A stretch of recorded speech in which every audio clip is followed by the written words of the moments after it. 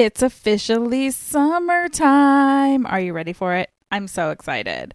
And I don't want you to pod fade away. What's pod fade? That's where you give up on this beautiful legacy platform because things come up. So how do we avoid this nasty thing called pod fade during the summer when we want to be outside playing and doing all the things, but we forgot to plan for summer? That's what I want to share with you today. So let's go.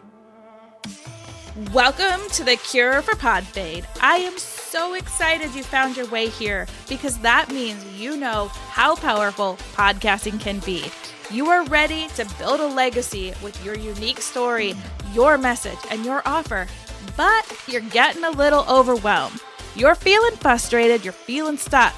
You just don't know how to grow your show, find a new audience, and make some money. Podcasting can be the ticket to the life of your dreams, and it doesn't have to be as hard as you think. We're talking about all the ingredients it takes to be a successful, profitable podcaster without that icky overwhelm, because you are too magical to join the 85% plus club that pod fades away. I'm your host, Jen Dragonette, so let's make podcasting easy peasy lemon squeezy. First, we have to understand, what is podFade? If you don't know what podFade is and you're at the Cure for podFade, I'm already a little bit confused, but podFade is when you start gung-ho, you go all in, you're like, balls to the wall, I'm doing this. Maybe you launched at 3 episodes a week, and then you're like, oh, this is hard. So you're like, oh no, 2 episodes is getting complicated because I'm still running my life and my business and all these things. And I'm like, maybe 1 episode a week sounds good. Maybe I should just do bi-weekly. What if I only put out an episode once a month? Do you think people will come back? This is what tends to happen. And then as the numbers decrease and as all the things start decreasing, we're like, oh, why bother? And as you get out of the habit of producing and getting good quality episodes out, you just kind of fade away. And you're just like, And it's normally not like a quick. There are some people that come into podcasting and they're like, this is not for me. Peace out. Leave immediately. I'm talking about those people that know there's a legacy inside this platform. And they're like, I'm going to slowly, I'm backing out. It's like when you go to a party and you're like, I really want to leave. So you slowly start working your way to the door and then you go to the bathroom and never come back. Wait, that's just me? You don't do that? Oh, okay. My bad. But that's kind of how I see podFade. It's like you show up to the party and you're going gung-ho and you're like, yeah, I got this. Whoop, whoop, good for me. And then you're like, back the train up. There's the door. I'm out. Before it's even over, before the party gets good, before the cake comes out. If you don't like cake, before whatever comes out, whatever the food is, whatever the thing is, the main event of the party, you're already out the door. And this becomes really hard in summer because we forget to plan. This is just like the holidays. The holidays in summer seem to be like exit stage left for podcasters, left and right. So some of the things that contribute is that you forgot that you wanted to go on vacation and you're like, I'm out for 2 weeks and I haven't recorded anything. Now what? You have commitments to your family. You've got kiddos home. Like it's summertime. All of a sudden daycare is like, they're too old. You can't hang out here anymore. Got to go do something else with them. And you're trying to shuttle kids around. You're trying to shuttle yourself around. You're trying to have some freedom, trying to soak in that beautiful vitamin D from the sunshine. And it's so hard. And then you open up your podcast app and you're like, yeah, my host, I'm looking at this. My numbers, oh crap, my numbers are going down. Don't worry. That's normal during summer and holidays. 2 times that engagement starts to go down because of these seasonal distractions. But don't give up. Don't give up. I promise you those numbers will start coming back up as soon as those little kiddos go back to school. Soon as it starts getting a little bit more not as pleasant being outside, unless you live here in beautiful Northern California where I live. It's pretty nice most of the year. But I want you to start thinking ahead. Okay, maybe you haven't thought ahead. So how can we pivot this to make this work for you? Well, if you're going on vacation next week, I'm going to tell you right now, record a really good quality 10-minute episode. Get it published. You don't have to do all the socials. Just make sure at least your listeners have something that is quality. I don't want you just slapping some things together. I want you to actually give them something quality, some sort of action step. Maybe even give them the story of like, holy crap, I forgot I was going on vacation next week. So why am I not doing this? I want you to start thinking about how you can give them something of quality that's not going to take you a lot of time. Hey, here's a great thing. If you have a 30 to 45-minute podcast, maybe longer, give them a quick hit for summer. Do 15-minute episodes. Like, I respect your time. I know we don't have as much time in the summer. Be honest with them. Like, hey, I know my listenership is down, therefore I want to respect you and give you quick hit episodes. Great, do them. So here are some strategies that I want you to start thinking about. And I'm just going to list them because I wrote them down for you. I know Jen wrote notes. Oh, brace yourself, right? I want you to create a content planner and start planning ahead a little bit. If you want to do a series for the summer, like beating podFade for summer, I could make this a series. We could make this quick hit episodes of how to do this. Record some extra episodes before summer. This is something that I tell everybody to do, is to record more episodes up front. Having that bank is great. If you get sick or something comes up, you want to have these banks. Having a couple in the bank allows you the freedom to not always feel like you're up against the gun. Now, if you're doing current issues and current affairs, that could be hard, but you could be doing something that's current for the season, something that you know happens every season. You could pre-record those.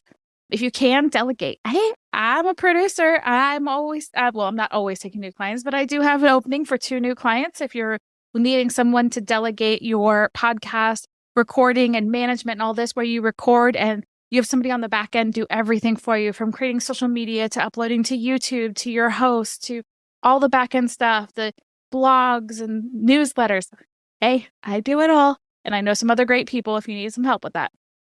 You can also collaborate. This is a great time to collaborate with other hosts. You can bring somebody on to guest host for you, all these different things. You can use a VA. Having a VA can be super helpful to just take off some of those things. I know for me, a VA that can create my graphics helps me a lot because I spend way too much time in Canva.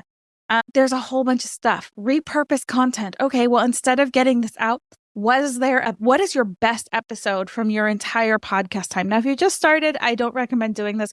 But if you've been in the game for a little while, you have some episodes. What's your best performing? Bring back a replay. Hey, this was the best performing, and I know we have a lot of new people here, and this is why XYZ. Record a hook for it, and then repurpose the episode again. I don't recommend doing this all the time, but this is a great way to re-highlight an episode that got great downloads in the beginning. Maybe give it a spruced up title, maybe SEO optimize it a little bit more now that more. Also, you can highlight other popular episodes. So if you look through your episodes and you don't want to repurpose, look at a topic or something that you've already covered and do a mini hit on it, and then refer back to that other episode. Get some quick hits from the back episodes too. If you're not shouting out your past episodes, you need to go back and just start doing that. And I know I don't do it as much as I should, but this is the truth here. I also want you to, if you can, release bonus episodes, collaborations. Maybe somebody gave you a bunch of testimonials. Compile a big old testimonial thing of people that have given you verbal or video, make it into audio, and just create that's a hard word for me. Compile those together and make them a really cool episode. Highlight things of the season, and find ways that you can get listener feedback. Are you struggling? What is the ideal length of time? Who's going to this? Things that you know your audience is struggling with. Encourage engagement, whether that's through emailing you or on social medias. And then I want you to start thinking of scheduling so that you can have consistency. I know that I get in this trap sometimes where I'm recording, like today, I'm recording on July 3rd for July 4th. Happy 4th of July, by the way. Way to go. If you're listening to this, way to go. Way to go. But scheduling ahead of time, which I did because I just got back from vacation. Shout out to my friend, the Samantha Parker of The Glitter, for letting me come and hang out with her on vacation in Southern Utah. Absolutely beautiful there. If you haven't been, you need to go. But I want you to maintain this motivation and momentum and don't let this slip off. And you can set realistic goals. Maybe during height season, you are at 3 episodes a week. Let your audience know, hey, for summer, I'm honoring your time and my time, and we're going to once a week. but set realistic goals and expectations and share those with your audience. If you need support and accountability, do that. Successful podcasting during summer, you can spotlight different ways to be successful in whatever your area is. So for me, like I'm telling you, create a content bank, make shorter, impactful episodes, repurpose. That's my way to tell you that. So the key here is that even though it's summer, don't let summer be the reason your show tanks. Yes, you are probably seeing a listenership dip right now, and that's okay. They will be back after summer when they have some more time to soak in your magic and your goodness. They will be there for you, and I want them to be there for you. So how are you going to stay motivated and get the momentum? If you're going on vacation next week, plan a couple of quick hit episodes. I want you to really start thinking about this. Like, how for the next 2 months can I maintain at least a consistency of once a week podcast so I don't fade away, so I continue to have the success, so that my podcast continues to grow, because that legacy takes time to build. That tsunami of impact that I always talk about takes time to build. You have to make a lot of ripples to make that tsunami. So keep allowing those ripples to take off. So I want you to let me know. You can come hang out inside our Facebook community, which is in the show notes. You can email me at Jenn, Jenn, at jdragonette.com. Or if you're really struggling with this and you want 30 minutes of my time where we're like in your podcast and we come up with a quick strategy plan and we build these out for you, you can grab a free 30-minute coaching session with me. No strings attached, no selling, just me in your podcast where we can come up with content ideas to get you through the summer slump. podcastcpr.com. And that's just my gift to you, because I don't want you to fade out during summer, during fall, during winter, during spring. I want you to stand your ground and capitalize on this legacy platform. Create an impact, build that income, and unleash your tsunami on the world. So go out, don't podFade, enjoy summer, but also keep your podcast rolling. And I will see you next time. TTFN.